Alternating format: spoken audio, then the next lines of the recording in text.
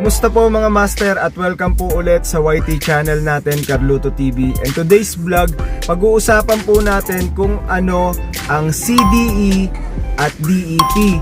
Marami po kasing nagtatanong kung ano daw po yung pagkakaiba nun.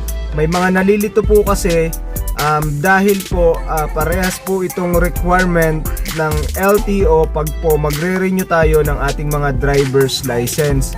So may ginawa na po akong video patungkol po sa CDE o Comprehensive Driver's Education at DEP na ibig sabihin naman po ay Driver's Enhancement Program.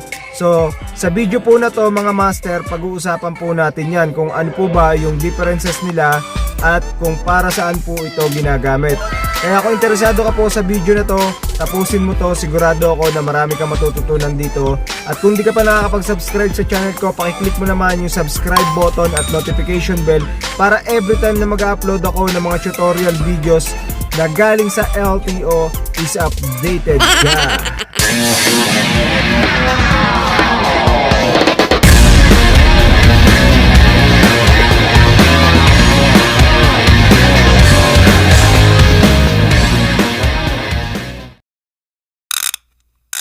Alright mga master, so ang una po natin pag-uusapan ay ang DEP o Driver's Enhancement Program. Ano nga ba ang DEP? Mga master, alinsunod po sa batas na Republic Act 10930, ang DEP po ay nakafocus o nakatuon sa driver's education on road safety and courtesy. DEP po mga master ay merong 6 na modules na dapat nyong pag-aralan at kabisaduhin.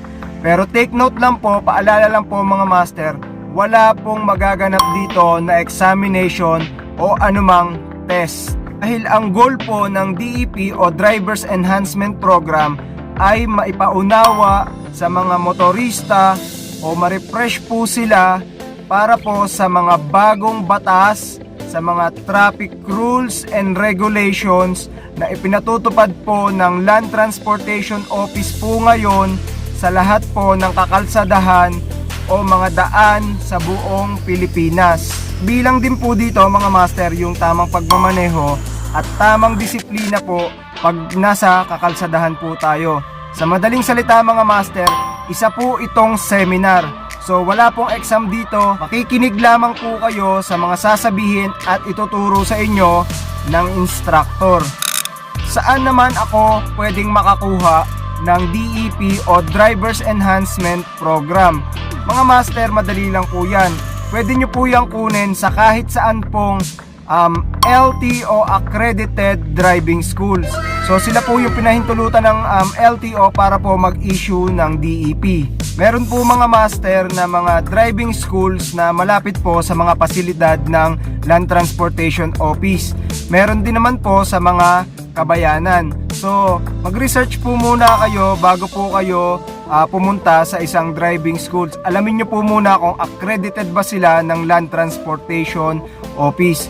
So ito po mga master ay nagkakahalaga ng 1,000 pesos pataas po. Depende po yan sa driving schools na papasukan nyo. So mas makabubuti po o maipapayo ko po sa inyo na mag-inquire po muna kayo. Baka po kasi makakita pa kayo ng mas mura dito. Mga magtatanong naman po kung ilang oras ang itinatagal ng seminar ng DEP. Mga master, ganito po yan. Kung ikaw ay bago pa lamang kukuha ng 5 years validity ng iyong driver's license, yan po ay merong mandatory seminar na 5 hanggang 8 oras. Pero depende pa po yan mga master.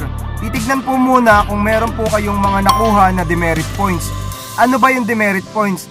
Ang demerit points po ay nakukuha yan sa tuwing may malalabag po tayong mga batas trapiko. Kabilang na po dyan yung mga no contact apprehensions at iba pang violations na magagawa po natin sa kakalsadahan. So mararecord po yan mga master. Ngayon, pag na-record po yan, bibilangin po yung demerit points na nakuha nyo. Sa kada 10 demerit points po, yan po ay katumbas ng 4 na oras na seminar. So kung meron po kayong 20 demerit points, so madadagdagan po kayo ng another na 8 oras na seminar. So meron po kayong 16 hours na seminar. Ngayon po mga master, meron pong good news. Kung halimbawa naman po na wala po kayong nakuhang kahit isang demerit points, So yan po ay mabibigyan po kayo ng reward ng LTO na 10 taon na validity ng driver's license. Kaya mga master, ugaliin po natin na sumunod sa batas trapiko para po makakuha tayo ng 10 taong validity ng driver's license at di po tayo mabigyan ng mga demerit points. Para po mas maintindihan nyo pa yung DEP at yung paliwanag po tungkol sa demerit points, meron na po akong ginawang video para dyan. So ilalagay ko na lang po yung link sa description box. Then ipopost ko na rin po ito sa FB page ko, Carluto TV, para po mas mapanood nyo pa at mas malinawan po kayo regarding po dyan sa demerit points. Okay, so kapag natapos nyo na po yung seminar ng DEP, may issue na po kayo mga master ng Certificate of Completion. Yan po yung magpapatunay na nakapag-comply po kayo sa binigay na mandatory hours na kinakailangan nyo matapos para po makakuha po kayo ng certificate ng Driver's Enhancement Program. So yan na po yung ipipresenta nyo sa LTO bago po kayo makapag-renew ng inyong mga driver's license. Mga master, kung may tanong po kayo, drop nyo lang po yan o i-comment nyo lang po yan sa baba. Mababasa ko po yan at sasagutin ko po lahat ng yan. Okay mga master, so pag-usapan naman po natin ngayon ang CDE. Ano nga ba ang ibig sabihin ng CDE? Mga master, ang CDE po ay nangangahulugan ng Comprehensive Driver's Education. Bali po, ito ay programa ng LTO Central Office para po sa mga motorista na walang kakayanan na magbayad sa mga driving schools. So libre po itong edukasyon para po sa mga kagaya nating driver, para po hindi na tayo magbayad para lang makakuha ng certificate na siyang requirements ngayon para po makapag-renew tayo ng ating mga driver's license. Mga magtatanong po kung ano ang pagkakapareho at pagkakaiba ng DEP at CDE. Mga master, ang DEP po at CDE ay halos parehas lamang ang focus at ito po ay mabigyan ng sapat na edukasyon ang mga motorista para po sa mga batas trapiko at mga regulasyon sa kalsada. Ang malaking kaibahan lamang po ng DEP sa CDE, ang DEP mga master, kagaya po ng nasabi ko kanina, ay isang uri ng seminar.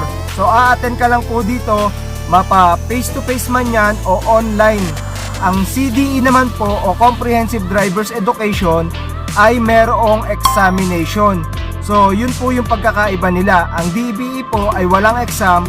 Ang CDE naman po ay merong examination na kailangan mong masagutan at kailanganin mo po dito mga master na makakuha ng sapat na score para po maipasa mo to at para ma-issuehan ka ng CDE certificate na kakailanganin mo sa pagre-renew ng inyong mga driver's license. Dagdag ko lang po mga master na kung ang DEP po ay isang seminar, ang CDE naman po ay isang refresher course. Bali po, ang ibig sabihin nito, ito po ay naglalayon para mabigyan po ulit ng sapat na edukasyon o ma-refresh po hindi lang yung mga bagong drivers ngayon, kundi yung mga datihang drivers na po nakukuha at magre-renew ng kanilang mga driver's license. Kaya po mandatory ito mga master, nire-required na po ng LTO na meron ka munang certificate ng CDE bago ka makapag-renew ng iyong driver's license. Naman ako po pwedeng makakuha ng CDE. Mga master, ang CDE po ay pwede nyo makuha sa kahit saan pong driving schools na accredited po ng Land Transportation Office. Pero may bayad nga lang po yan.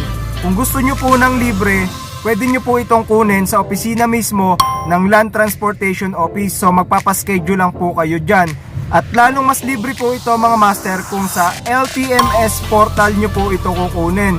So sa mga hindi pa po nakakaalam at hindi pa po pamilyar sa LTMS portal, may ginawa na po akong video para dyan. So iiwan ko na lang po yung link sa description box para po mapanood nyo. Pag nakapag-register na po kayo sa LTMS portal, mga master, sundan nyo lang po yung step by step na procedure. So may mga instruction naman po dyan kung paano yung gagawin. Ngayon, pagka po natapos nyo na po yung maiksing seminar o yung refresher course, so magkakaroon na po ng examination. Yung examination mga master, kailangan nyo pong makakuha ng at least 50% na score.